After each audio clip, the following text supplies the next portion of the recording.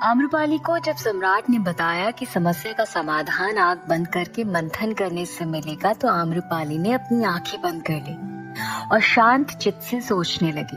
लेकिन तभी उसे देख सम्राट मंत्रमुग्ध होने लगे थे और आम्रपाली के चेहरे पर आ रहे बाल को हटाने के लिए उनके हाथ अपने आप उसके चेहरे की तरफ बढ़ गए।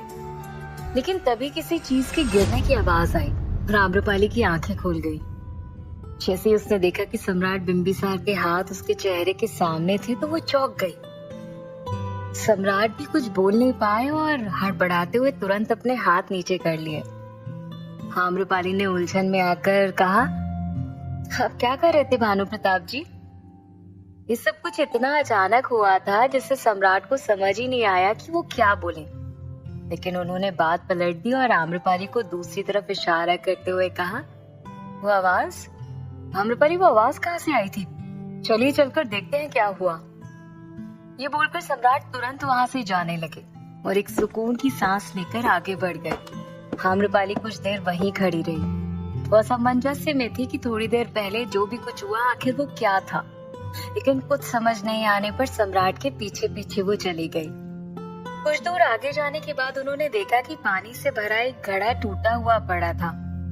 तो सम्राट ने कहा, लगता है वो गिरने की आवाज इसी की थी।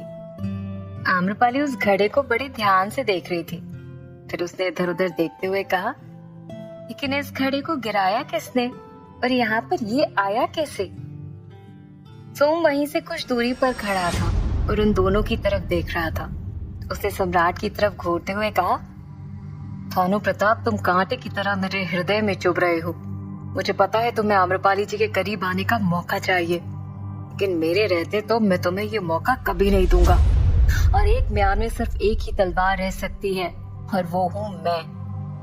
तुम्हें यहाँ से जाना ही होगा भानु प्रताप। वो घड़ा किसी और ने नहीं बल्कि सोम ने गिराया था, क्योंकि जब सम्राट बिंबिसार आम्रपाली के करीब जाने का अवसर ढूंढ रहे थे तो वो दोनों को देख रहा था। इसलिए उसने वक्त पर उस घड़े को गिरा दिया ताकि उनका ध्यान भटक जाए और वो दोनों वहां से हट जाएं। इसके बाद सोम वहां से चला गया। लेकिन सम्राट ने आम्रपाली को परेशान होता हुआ देखकर कहा, इसमें इतना सोचने की बात नहीं है आम्रपाली, किसी ने गलती से गिरा दिया होगा। चलिए अब हमें यहाँ से चलना चाहिए। आम्रपाली सम्राट की बात पर सहमति जताते हुए कहती है, आप उचित कह रहे हैं, किसी दासी के हाथ से छूटकर गिर गया होगा। इसके बाद वो लोग वहां से निकल गए। लेकिन सोम, जो कि नाराज होकर रसोई की तरफ गया था, उसे राजकुमारी मुकुंदा ने देख लिया था। उसके हाव भाव देखकर राजकुमारी उसके पास गई। सोम का पूरा ध्यान अभी भी आम्रपाली और भानु प्रताप पर ही था, इसलिए वो बिना राजकुमारी की तरफ देखे खुद में ही सम्राट बिंबिसार को कोस रहा था और बड़बड़ाए जा रहा था। जब से आया है हमारे जीवन में ग्रहण लगा कर रख दिया है इसने। उसे तो हम जल्द से जल्द महल से भगा कर रहेंगे। जब तक ये यहाँ रहेगा जीने नहीं देगा हमें। ये सब बोलते हुए सोम जैसे ही पीछे मुड़ा तो सामने राजकुमारी मुकुंदा को देखकर वो चौंक गया। उन्हें देखकर वो घबरा गया कि कहीं राजकुमारी ने उसकी बातें तो नहीं सुन ली। सोम ने अनजान बनते हुए उनसे पूछा, राजकुमारी जी, आप रसोई में? आप यहाँ क्या कर रही हैं? कुछ चाहिए था तो बता देती हमें, हम आपके पास पहुँचा देते। राजकुमारी के चेहरे पर गंभीर भाव थे। वो सोम के चेहरे को ध्यान से पढ़ रही थी। उन्होंने कहा, तुम अभी किस पर भड़क रही थी सुलोचना? ये सुनकर वो सकपका गया। उसने कहा, नहीं तो किसी पर भी नहीं। तुमने खुद अपने कानों से सुना है तुम किसी को कुछ बोल रही थी, और ये तुम्हारी आवाज को क्या हो जाता है? इसके पहले भी हमने तुम्हें पुरुषों की आवाज में बोलते हुए सुना था, और अभी भी तुम वैसे ही बोल रही थी। राजकुमारी ने उसकी आवाज सुन ली थी। ये जानकर सोम का दिमाग बिल्कुल सन्न रह गया। उसका गला सूखने लगा था। कुछ पल बाद उसने अपने आप को संभालते हुए कहा, ये आप क्या कह रही हैं राजकुमारी? हम भला पुरुषों की आवाज में क्यों बोलेंगे? हो सकता है आपने किसी और की आवाज सुनी हो। सोम के बोलते ही राजकुमारी के चेहरे पर ऐसी मुस्कान बिखर गई जैसे कि वो सोम से कह रही हो कि तुम हमें बेवकूफ नहीं बना सकते। लेकिन फिर उन्होंने भी अपने चतुर अंदाज में कहा, जानती हो सुलोचना, जब हम शिक्षा ग्रहण कर रहे थे तब हमारे गुरुदेव ने हमारे पिताजी से क्या कहा था? सोम अचरज भरी निगाहों से राजकुमारी की तरफ देख रहा था। तो राजकुमारी ने कहा, उन्होंने कहा था कि आपकी पुत्री राजकुमारी मुकुंदा को कोई भी इतनी आसानी से मूर्ख नहीं बना सकता। पता है क्यों? क्योंकि वो आंखों देखी पर विश्वास करती हैं। राजकुमारी की बातों पर सोम ने नकली मुस्कान लाते हुए कहा, ये तो बहुत अच्छी बात है राजकुमारी। राजकुमारी भी मुस्कुराते हुए कहती है, हाँ अच्छी बात तो है, लेकिन अभी हमने तुम्हें जो भी कुछ कहते हुए सुना वो सब यूं ही नहीं कहा हमने। बाकी तुम कह रही हो कि हमने किसी और की आवाज सुनी होगी, तो हो सकता है सुनी हो। ये बोलकर वो सोम की तरफ तरेर कर देखने लगी। सोम के पास कुछ भी कहने के लिए नहीं था, बल्कि राजकुमारी का ये रूप देखकर उसके चेहरे पर पसीने की बूंदें छलकने लगी थी। अगले ही पल राजकुमारी ने एक लंबी सांस ली और निश्चिंत होकर कहा, तुम अपना काम करो, हम अपना काम करते हैं। राजकुमारी सोम से ये सब एक रहस्यमय लहजे में कह रही थी। सोम ने उनका कोई जवाब तो नहीं दिया, लेकिन उनके हर एक व्यवहार पर उसे संदेह हो रहा था। राजकुमारी भी अपनी बात कहकर वहां से चली गई, लेकिन रसोई के बाहर आकर रुक गई और फिर से उसकी तरफ देखने लगी। सोम अब घबराया हुआ था, उसका हृदय जोरों से धड़क रहा था। एक पल के लिए उसे तो लगा कि उसका सारा सच राजकुमारी के सामने आ गया। आज उसकी घबराहट का असर उसके कार्य पर पड़ रहा था। कोई भी सामान उठाते वक्त उसके हाथ कांप रहे थे, जो कि राजकुमारी रसोई के बाहर से बड़े ही ध्यान से देख रही थी। राजकुमारी ने खुद से कहा, पहले तो हमें लगा था कि तुम पर व्यर्थ ही हम संदेह कर रहे हैं सुलोचना, पर हमारा संदेह अब यकीन में बदल चुका है। तुम्हारा सच तो अब हम सबके सामने ला कर ही रहेंगे। ऐसा कहकर राजकुमारी वहां से चली गई। एक तरफ राजकुमारी मुकुंदा को एक बार फिर से सोम के अस्तित्व पर संदेह होने लगा था, तो वहीं आम्रपाली अपने कक्ष में थी और सम्राट बिंबिसार के बताए हुए तरीके से आंख बंद करके शांत मन से सोच रही थी कि आखिर महल में जो भी कुछ हो रहा है उसके पीछे किसका हाथ है। उस वक्त सम्राट बिंबिसार राजमहल में थे और राजा के साथ आम्रपाली की सुरक्षा व्यवस्था को लेकर चर्चा कर रहे थे। आम्रपाली ने अपनी आंखें बंद की हुई थी और अपने मन में जो भी कुछ अब तक उसके साथ घटित हुआ था, शुरू से लेकर अंत तक उन सभी बातों को दोहरा रही थी। विक्रमदेव के आने से लेकर उसे सजा मिलने तक सिर्फ एक ही व्यक्ति था जो इन सबसे जुड़ा हुआ था, और वो थे आचार्य। आम्रपाली ने बार बार यही प्रक्रिया दोहराई, लेकिन इन सब का केंद्र बिंदु आचार्य से होकर जा रहा था। आम्रपाली ने बेचैन होकर अपनी आंखें खोलनी और व्याकुल होते हुए कहा, लेकिन आचार्य ऐसा क्यों करेंगे? भला वो हमें फंसाने की कोशिश क्यों करेंगे? तो कुछ महीने पहले ही विशाली आए हैं, वो तो हमें सही ढंग से जानती भी नहीं थे, फिर भी हमें नुकसान पहुंचाने की वो कोशिश क्यों करेंगे? लेकिन उनके अलावा किसी और पर संदेह भी तो नहीं हो रहा हमें। आम्रपाली मन ही मन उलझी जा रही थी। क्या ये कहें कि आसान से सवालों को कठिन समझ रही थी। तभी कुछ दासियां आपस में हंसते हुए आम्रपाली के पास आई और उसके सामने सिर झुकाकर अभिवादन करते हुए कहती हैं, देवी आम्रपाली, हम सबको आपसे कुछ कहना है। आम्रपाली ने अचंभित नजरों से उन सबकी तरफ देखा। आप सबको हमसे कुछ कहना है? ऐसा क्या हो गया जो आप सब एक साथ हमारे पास आई हैं? उन दासियों के चेहरे पर मुस्कान थी, लेकिन वो आम्रपाली से कुछ कहने में हिचकिचा रही थी। वो सभी एक दूसरे की तरफ देख रही थी और आपस में कह रही थी, तुम बोलो, हम नहीं बोलेंगे, तुम बोलो ना। अरे ऐसा क्या हुआ जो हमसे बताने में आप लोग घबरा रही है? बताइए बाबा, अरे बोलिए तो। आम्रपाली ने काफी सहज होकर उनसे कहा, ताकि वो उससे कुछ बताने में घबराए ना। दासियों में से सबसे आगे खड़ी दासी ने हिम्मत जुटाते हुए कहा, देवी पूर्णिमा का दिन करीब आ रहा है। हाँ, उस दिन कुछ विशेष है क्या? आम्रपाली ने पूछा। देवी उस दिन, हमारा मतलब है कि उस दिन की रात वैशाली में एक उत्सव आयोजित किया जा रहा है, रात रानी उत्सव। रात रानी उत्सव? ये कैसा उत्सव है? हम तो पहली बार सुन रहे हैं इसके बारे में।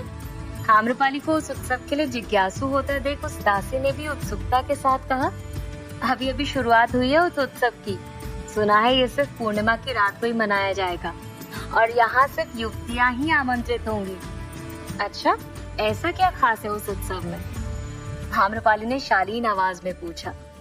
बाकी दासियां जो अभी तक चुपचाप खड़ी थी, उन सब ने उसके उत्तर में एक एक करके बताना शुरू कर दिया। देवी अभी तक तो हम वहाँ पे गए भी नहीं है, लेकिन बाकी युवतियाँ जो वहाँ जा चुकी हैं उनके अनुसार इस उत्सव में उस रात को सबको वो सारी सुख सुविधाएं मिलती है जो एक राजकुमारी को दी जाती हैं। बात आगे बढ़ाते हुए दूसरी दासी ने कहा, और उसमें हम अपने पसंद की चीजें खा भी सकते हैं, अपने पसंद के वस्त्र भी पहन सकते हैं और हम जैसे चाहे वहाँ रह सकते हैं। उनकी बातें सुन आम्रपाली पूरी तरह से आश्चर्यचकित थी और उसने कहा, भला इतने बड़े उत्सव का आयोजन कर कौन रहा है? ये तो नहीं पता देवी, और न हमने जानने की कोशिश की, लेकिन तीव्र इच्छा है कि इस पूर्णिमा की रात हम भी वहाँ जाएं। यदि आपकी अनुमति हो तो क्या हम सब। ऐसा कहते हुए दासियों ने आम्रपाली की तरफ उम्मीद भरी नजरों से देखा। आम्रपाली उनकी खुशियों पर पानी नहीं फेरना चाहती थी, इसलिए उसने मुस्कुराते हुए उन्हें जाने की आज्ञा दे दी और कहा, ठीक है, आप लोग उस दिन चले जाना, लेकिन इस बात का ख्याल रखना कि वहाँ से लौटने के बाद उस उत्सव में और क्या क्या हुआ ये सब कुछ हमें बताइएगा। सभी खुशी से उछल पड़ी और आम्रपाली का धन्यवाद किया। तभी आम्रपाली ने कहा, बाकी पूर्णिमा की रात में भी कुछ दिन बाकी हैं, तो तब तक तुम सब अपना अपना काम खत्म कर लेना, ताकि बाद में हमें शिकायत करने का मौका ना मिले। सभी आम्रपाली से खुश होकर वहाँ से चली गयी, लेकिन उत्सव की छाप आम्रपाली के दिमाग में रह गई। उसे अभी भी यकीन नहीं हो रहा था कि कोई इस तरह का उत्सव क्यों आयोजित करेगा। इसी बीच वैशाली के बाजार में सभी व्यापारी अपने मुखिया के साथ बैठकर उस आदमी की बातें कर रहे थे जिन्होंने आम्रपाली और विक्रमदेव की हत्या के बारे में बताया था। उनकी बातें सुनकर उनके मुखिया ने कहा, अरे भाई, उस आदमी ने कहा कि आम्रपाली ने विक्रमदेव को मारा है और तुम लोगों ने उसकी बातों पर यकीन कर लिया। भला ये बताओ, आम्रपाली किसी को क्यों मारेगी? उसके पास इतना बड़ा महल है, इतने सारे सैनिक हैं, तो उसे ये सब करने की क्या आवश्यकता पड़ गई? वो व्यापारी अपने मुखिया की बातों से सहमत थे, लेकिन उस आदमी की बात कि आम्रपाली के आगे अब किसी की नहीं चलने वाली उसके दिमाग में खटक रही थी। तभी उनके मुखिया ने आगे कहा, उस आदमी ने कहा और तुम लोग सुनकर हमारे पास चले आए, आम्रपाली जैसी इतनी नाजुक स्त्री भला किसी की हत्या कर ही नहीं सकती। वो व्यापारी अपने मुखिया की बातों में आ ही रहे थे कि तभी अचानक से किसी पुरुष के चिल्लाने की आवाज आई। वो लोग बाजार के बीचों बीच खड़े थे। अरे भाई, सुना क्या? सूत्रों के मुताबिक पता चला है कि राजा हम लोगों का कर बढ़ाने वाले हैं। उनकी बातें सुनकर सभी लोग वहाँ भीड़ लगाने लगे। उनकी आवाज सुनकर वो मुखिया बोला, अब क्या हुआ? चलो चलकर देखते हैं। वो लोग भी उस भीड़ में पहुँच गए। मुखिया ने कठोर आवाज में उन लोगों से पूछा, ये क्या कह रहे हो? महाराज ने तो हमारे सारे कर माफ कर दिए थे, फिर अचानक से वो ऐसा क्यों करेंगे? उन पुरुषों ने दुहाई मारते हुए कहा, क्यों करेंगे? उनका राजकोष खाली हो रहा है और उसे भरने के लिए जितना उन्होंने हमारे कर मुफ्त किए उससे दुगना कर लगाया जा रहा है। भाई, हम किसान हैं, हम इतना कर कहाँ से ला कर देंगे? वहाँ भीड़ में खड़े लोग आपस में बातें करने लगे। किसी ने कहा, ये तो महाराज गलत कर रहे हैं, उन्हें ऐसा नहीं करना चाहिए था। अचानक से इतना कर हम कहाँ से लाकर देंगे उन्हें? उन किसानों में से एक ने कहा, हमने तो ये भी सुना है कि ये सब कुछ नगरवधु आम्रपाली की वजह से हो रहा है, क्योंकि वो किसी भी पुरुष से मिलना नहीं चाहती है, जिसकी वजह से महल में कोई धन इकट्ठा नहीं हो पा रहा है और इसलिए राजा को मजबूरन ये सब करना पड़ रहा है। वहीं उस भीड़ में वो आदमी भी था जिसने विक्रमदेव की हत्या के बारे में उन व्यापारियों को बताया था। वो सामने आया और कहा, अब यही सुनना बाकी रह गया था। खैर, जैसी स्थितियां बन रही हैं उसके हिसाब से तो हमें लगता है कि एक ना एक दिन नगरवधु आम्रपाली की मनमानी की वजह से पूरे वैशाली को बहुत बड़ी कीमत भुगतनी पड़ेगी। तभी भीड़ में से किसी की आवाज आई, तो फिर नगरवधु को ही बदल देना चाहिए। उस भीड़ में से कुछ लोग उसकी हाँ में हाँ मिला रहे थे। तभी वहाँ खड़ा मुखिया बोला, अरे क्यों बदल देना चाहिए नगरवधु को? हमारी नगरवधु आम्रपाली ही रहेगी। फूलो मत, यहाँ वैशाली पर हमारा राज चलता है, प्रजा का राज चलता है। हम ना तो राजा को इतना कर लगाने देंगे और ना ही आम्रपाली को मनमानी करने देंगे।